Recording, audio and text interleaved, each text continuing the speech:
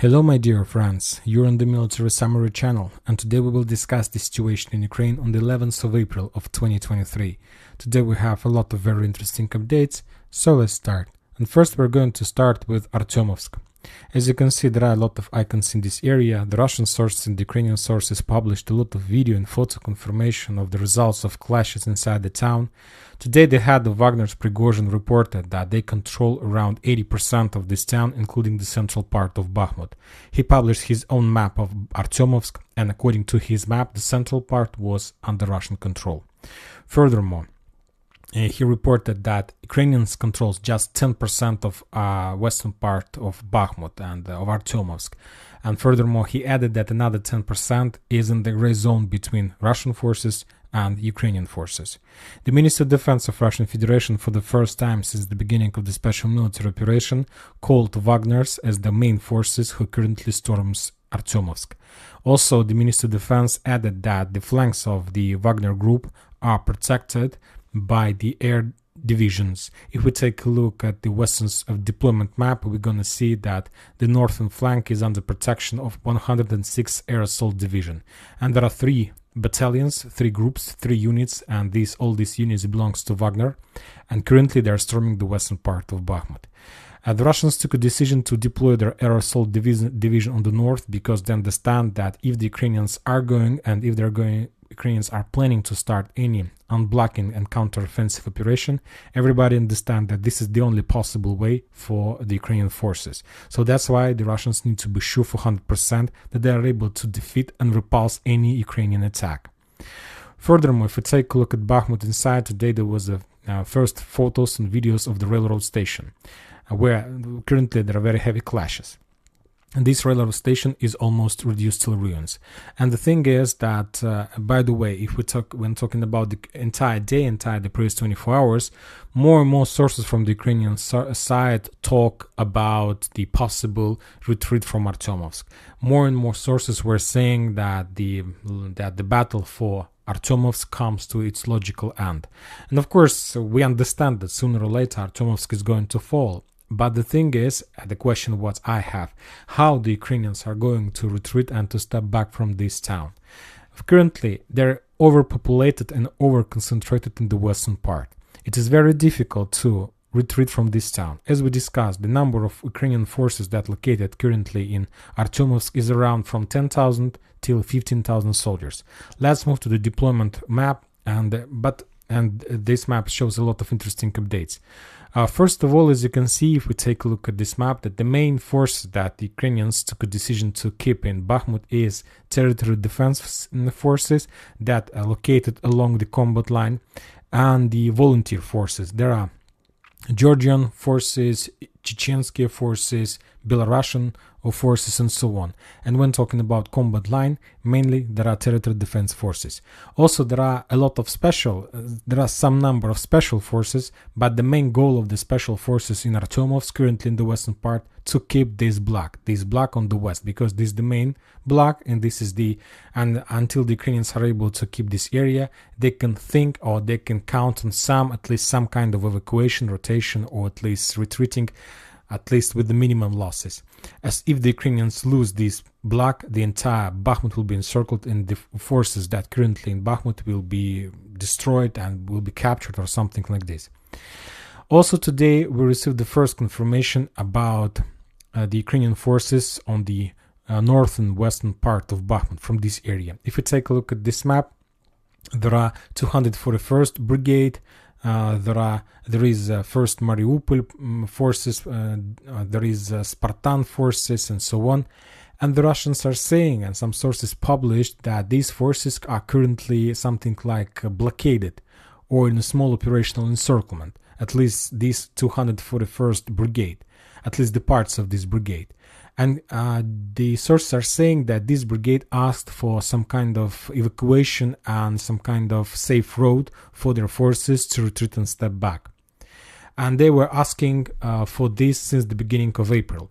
And as far as I understand, as far as I know, the Ukrainian military authorities haven't provided them any roads, safe roads for evacuation. And today there was the first confirmation that exactly the parts and the groups of that brigade took a decision to leave their position without receiving an order from the military authorities of Ukraine.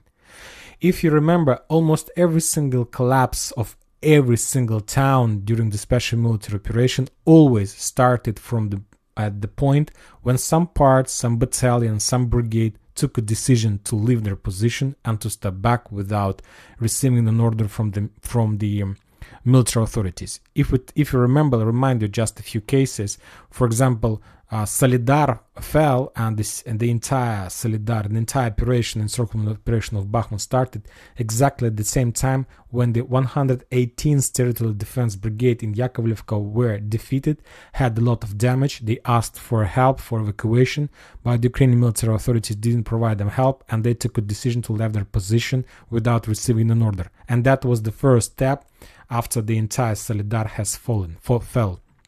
Another situation was in Rubizhno in Severodonetsk, but as I remember, there were talks about 57th Mechanized Brigade or 59th, and they also took a decision, or 72nd, they took a decision to leave their position under very heavy fire, and after that the entire front line collapsed. And the same situation we can find almost all over the front lines. And today we received the first confirmation that some parts in Artyomovsk, after weeks or maybe months of requiring for some evacuation, they took a decision to leave their position by their own. And of course, the situation can speed up the entire storming operation of Bakhmut, because until the Ukrainians are there, until they're holding their position, of course, they can win some time, maybe a month. But if some brigade or battalion take a decision to leave, and if the neighboring battalions see the situation, of course, this can make a collapse effect, and every single brigade will take a decision to leave the entire Artyomovsk, and after that they will appear and find themselves somewhere in the fields between Chasov Yar and Artyomovsk under very heavy artillery and air fire from the Russian side.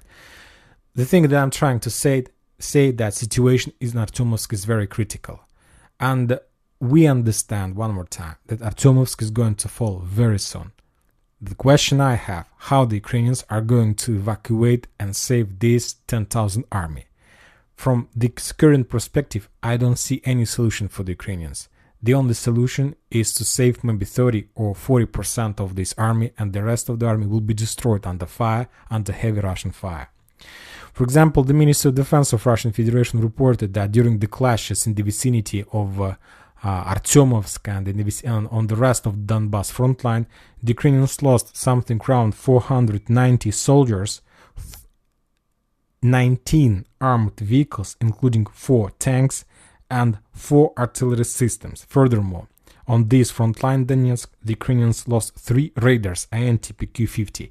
So we can say that this is the heaviest losses from the Ukrainian side since the beginning of the special military operation. And we see that the entire situation is breaking up in Russian favor. And very soon, the entire front line can be collapsed in many places, not just in Artyomovsk, also in the vicinity of Avdiivka. For example, today the Russians reported that as a result of bombings and artillery duels and missiles attacks, the Russians destroyed the ammo depot of 110th Brigade in the vicinity of Achertsina. If we go back one more time to the deployment map, we see that this brigade, 110th Mechanized Brigade, is located along the road N20 in direction of Konstantinovka. And this brigade is under very heavy fire, and since during the previous months, the Russians, we can say that they were hunting for this brigade, and during the previous week they destroyed one headquarters of this brigade. Today they destroy another ammo depot. So we can see that the Russians are focused on the brigades and on the Ukrainian forces that located on the north from Avdiivka, not to the west, not in this small salient, but to the north, exactly on the move in direction of Konstantinovka. So possibly the Russians have already started some kind of preparation of movement from the Avdiivka bridgehead to the north to Konstantinovka. Let's call it encirclement of Toretsk, New York agglomeration. So the Ukrainian losses are very heavy in this area. Furthermore, the Russians are saying that there are very heavy clashes and there are very heavy artillery preparation in the vicinity of Marinka. During the day, the Russians attacked another checkpoint in Krasnogorovka, another convoy of Ukrainian forces on the way from Kurakhova to Marinka. The Russians destroyed some Ukrainian positions in Paraskoviivka, Novomikhailivka. Furthermore, the Russians report about destroying of another artillery system in the vicinity of Vadiana, and all as usually Ugledar is under very heavy fire. The Russians reported that as a result of all these clashes on the South Donetsk front line, the Ukrainians lost 50 soldiers, 1 armored vehicles and 2 artillery systems. The losses is not so heavy, but as you can see, a lot of damage was dealt to the infrastructure, military infrastructure of the Ukrainian forces. When talking about Zaporozhye area, there are also a lot of very interesting updates, and the most important ones are coming from Orekhov. As we discussed during the previous videos, the Russians now currently are focused in this area. They're bombing Orekhov heavily. During the first bomb attack with the guided bombs, the Russians destroyed 1 hangar and barracks of Ukrainians, and as a result they destroyed a number of tanks and armored vehicles. A few days ago they managed to attack another barracks and hangars in this area. As a result of that attack, the Ukrainians lost up to 4 tanks, few armored vehicles, and a few trucks, and few artillery systems. And today the Russians are saying that there was another attack in Orekhov. They also published some video and photo confirmation of that, but they still haven't provided any numbers of the losses from the Ukrainian side. When talking about Kherson, there are also very heavy artillery duels. As you can see, the Russians destroyed a lot of artillery systems, at least 6 artillery systems on the Ukrainian side. They destroyed 2 Gvozdika, D-30, Grad, Akatsiy. The Russians continue attacking with the guided bombs on this small bank of the Dnipro River, trying to get the Ukrainian position that they're using for some river marine operation and so on. From the Ukrainian side, the Ukrainians continue shelling and bombing the Russian bank of the river, the towns along the Dnipro, and of course there are casualties among civilians but the Russians haven't provided any numbers about the losses from their side. As a result of duels, as a result of activity in this area, the Russians reported about the number of drones that were shut down in this area who were making some intelligence about the territory of Russian Federation. And when talking about Kupiansk front line, there are also some kind of activation in this area. And if you remember, a few days ago we discussed that the Russians changed their tactic in this area, and we were saying that the main Ukrainian forces are located along the Oskol River, and the main Ukrainian forces are located along this river, and to do some rotation, the Ukrainians needs to cross a very big distance between their position and the position of Ukrainian forces that located along Zhiribets River. And of course, these cause a lot of problems to the Ukrainians because there are no barriers, there are no places where the Ukrainians can hide, and of course all the forces are under Russian vision, under Russian control, and as a result of any attempt to make some kind of rotation, the Russians attack the convoys and they achieve success. Furthermore, if you take a look at the Russian sources map, we see at least 3 places, like the first one in the vicinity of Sinkovka, the second one in the vicinity of Ketlarovka, and the third one is in the vicinity of Stelmakhovka. The Russians are saying that on Kupiansk front line, at least at 3 places, they managed to break and to ruin the Ukrainian plans to make a normal rotation. What does it mean? That means that there are a lot of Ukrainian forces on the combat line who already tired from this situation, and they haven't been rotated, let's say, since the beginning maybe of November or December. And of course, they don't have a normal supply, normal support, and of course the Russians they're exhausted, and of course the Russians try to create such a situation when they're able, after one small attack, collapse the entire front line and to force the Ukrainians to step back, the tired Ukrainian forces to step back. One more thing about Avdiivka front line. The Russian sources are saying that almost every single day there are more and more Ukrainian soldiers who surrenders in this area. If you remember, a few days ago we discussed that the Russians are saying that normally or every single day there are from 20 something around 30 soldiers who surrenders from the Ukrainian side. And now the Russians are saying currently this number is increasing every single day. So the situation for the Ukrainians is very difficult on the front line. Furthermore, don't forget that many videos ago in the beginning of March and maybe in the end of February, I told you that I expect that in the end of March or in the beginning of April, the Russians are going to start mobilization process. And the logic is very simple. The thing is that in the beginning of April, the Russians turn their clothes, their uniform from the winter one to the summer one. So this is the best time to start mobilization because the Russians are ready for this because they were preparing for this during the previous period of time, during the winter.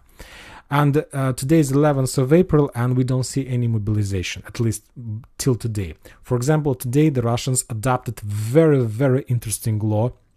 And this is some kind of law about mobilization, about some kind of accounting and checking and making all the necessary things about the mobilization. And they're saying that they're going to send a mobilization application to the soldiers, and mobilization notes to people using the electronic services. Not as they used to do this before, using the papers and so on, trying to catch people on the streets to give them this mobilization application, and after that this person is obliged to go to the some kind of military places and so on, military authorities and so on. Currently, the Russians took a decision to use electronic services for these purposes.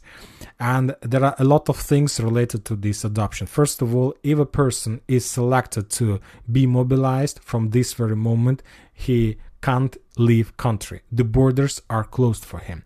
Furthermore, if he's not coming to the mobilization centers, the Russians are able to cut and to stop his driving licenses. So a lot of things, as you can see, the Russians have already finished the preparation to start the global massive mobilization. And I believe that soon they're going to start this, because if they were not planning to do any mobilization, for what purposes they adopted this law and for what purposes they took a decision to use electronic services to send mobilization applications. Furthermore, if we are talking about the Ukrainians, there were a lot of discussions about the same way, but the Ukrainians took a decision not to adapt the situation and not to send these mobilization like notes, messages to the men who are using the electronic services. So they took a decision not to do this.